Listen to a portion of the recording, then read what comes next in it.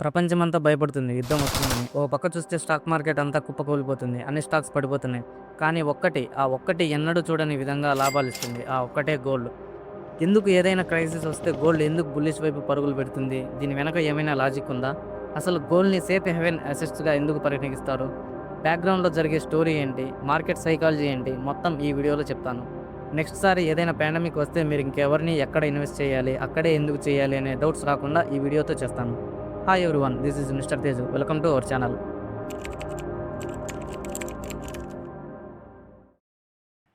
ఫస్ట్‌ది safest investment during crisis. Gold, government bonds, cash, real estates, defensive stocks.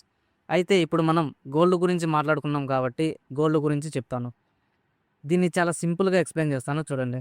అయితే మీరు first తెలుసుకోవాల్సింది USD యొక్క key role in global economy. మనం ఏం పర్చేస్ చేయాలి అనినా, ఏం ఇన్వెస్ట్ చేయాలి అనినా గ్లోబల్‌గా మనం చూసే కరెన్సీ యూఎస్‌డి. సో, డైరెక్ట్‌గా గోల్డ్ ప్రైస్ డిపెండ్ అయ్యేది యూఎస్ డాలర్ మీద, యూఎస్ఏ మీద. ఇది ఎలా అంటే గోల్డ్ గ్లోబల్ ట్రేడింగ్‌లో మోస్ట్‌లీ యూఎస్‌డిలో క్వోట్ అవుతుంది. యూఎస్‌డి వీక్ అయితే గోల్డ్ పెరుగుతుంది. యూఎస్‌డి స్ట్రాంగ్ అవుతే గోల్డ్ పడిపోతుంది. గోల్డ్ ప్రైస్ మూవ్ అవ్వడానికి మెయిన్‌గా 5 ఫ్యాక్టర్స్ ఉంటాయి. అందులో మొదటిది US dollar strength. Simple. USD increase అవుతే వేరే కంట్రీస్ కరెన్సీ పడిపోతుంది. అప్పుడు గోల్డ్ వాళ్ళకి చాలా ఎక్కువ ప్రైస్‌కి కనిపిస్తుంది. ఎగ్జాంపుల్‌గా మన హిస్టారిక్ డేటా చూస్తే 2015లో ఒక డాలర్ వాల్యూ ₹64 ఉంది. అప్పుడు గోల్డ్ ప్రైస్ 26,000 పర్ 10 గ్రామ్స్. అదే ఇప్పుడు డాలర్ వాల్యూ ₹94 ఉంది. Gold price 1.6 lakhs per 10 grams. అదే మనం 2010లో ఒక 1 లాక్ గోల్డ్‌లో ఇన్వెస్ట్‌మెంట్ చేసి ఉంటే అది ఇప్పుడు 8x రిటర్న్స్ ఇచ్చేది. అంటే 8 లాక్స్ ప్లస్. అదే 2015లో 1 లాక్ ఇన్వెస్ట్‌మెంట్ చేసి ఉంటే ఇప్పటికి 6x రిటర్న్స్ ఇచ్చేది. అంటే 6 లాక్స్ ప్లస్ రిటర్న్స్. దీనికి రీజన్స్ యూఎస్‌డి స్ట్రాంగ్ అవ్వడం, రూపీ వీక్ అవ్వడం, ఇన్ఫ్లేషన్ అండ్ క్రైసిస్ ఈవెంట్స్. సెకండ్‌ది interest rates. What is interest rate? Interest rate అంటే మనీ బారో చేసుకునే కాస్ట్ ఆర్ మనీ సేవ్ చేస్తే ఎర్న్ చేసే రిటర్న్. దీనిని పర్సెంటేజ్‌లో ఎక్స్‌ప్రెస్ చేస్తారు. Like 5%, 7% etcetera. సో, ఇప్పుడు యూఎస్ఏలో గ్రోత్ స్లోగా ఉంది అనుకుందాం. జాబ్స్ లేవు. జాబ్స్ లేకుంటే పీపుల్‌కి స్పెండ్ చేయడానికి మనీ ఉండదు. మనీ స్పెండ్ చేయకుంటే గవర్నమెంట్‌కి మనీ రాదు టాక్సెస్ రూపంలో. ఇండియాకి ఆర్‌బీఐ ఎలానో యూఎస్ఏకి ఎఫ్ఈడీ ఫెడరల్ రిజర్వ్ అలాగా. సో, ఇప్పుడు ఫెడ్ ఒక ప్లాన్ వేస్తుంది. ఇంట్రెస్ట్ రేట్స్ తగ్గిస్తది. ఎందుకు అంటే ఇంట్రెస్ట్ రేట్ వడ్డీ తగ్గిస్తే బ్యాంక్స్ నుంచి లోన్స్ తీసుకునే వాళ్ళు ఎక్కువ ఉంటారు.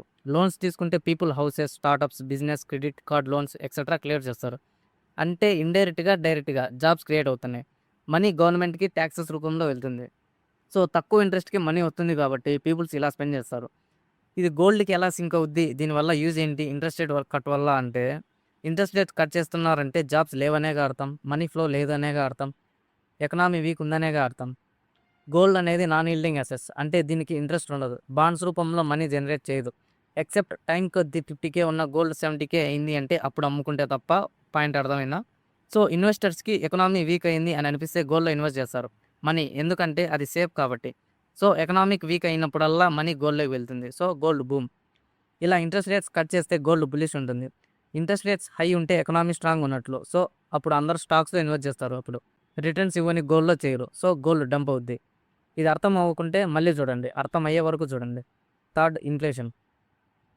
ఇన్ఫ్లేషన్ అంటే ఏంటి? సింపుల్‌గా చెప్పాలంటే మనీ వాల్యూ తగ్గడం ప్లస్ ప్రైస్ పెరగడం.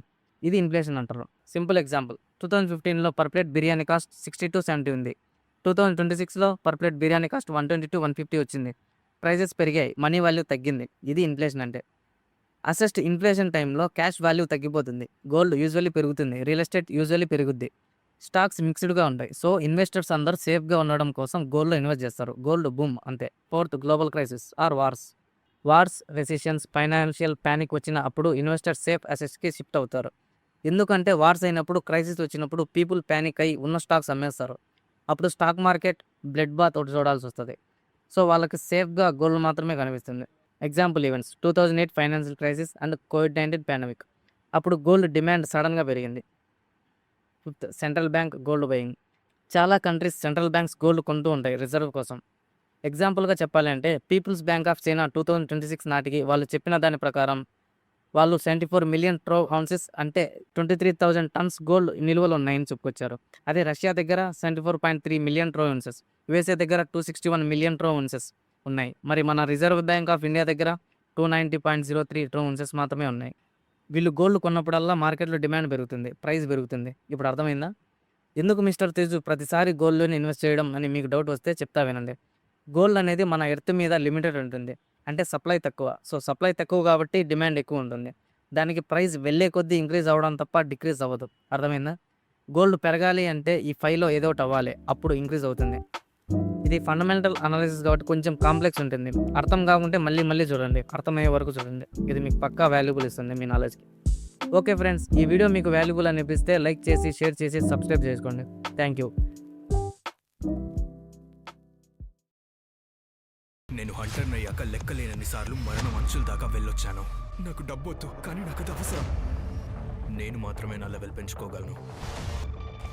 నాదైన దానికోసం పోరాడి సొంతం చేసుకుంటాను. ఏదో సరిగ్గా లేదు.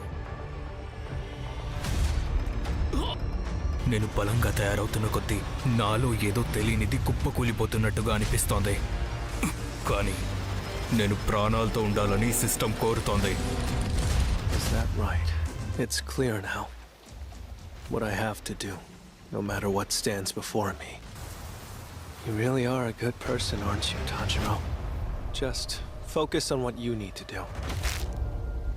No matter what it may take. This is something I have to do.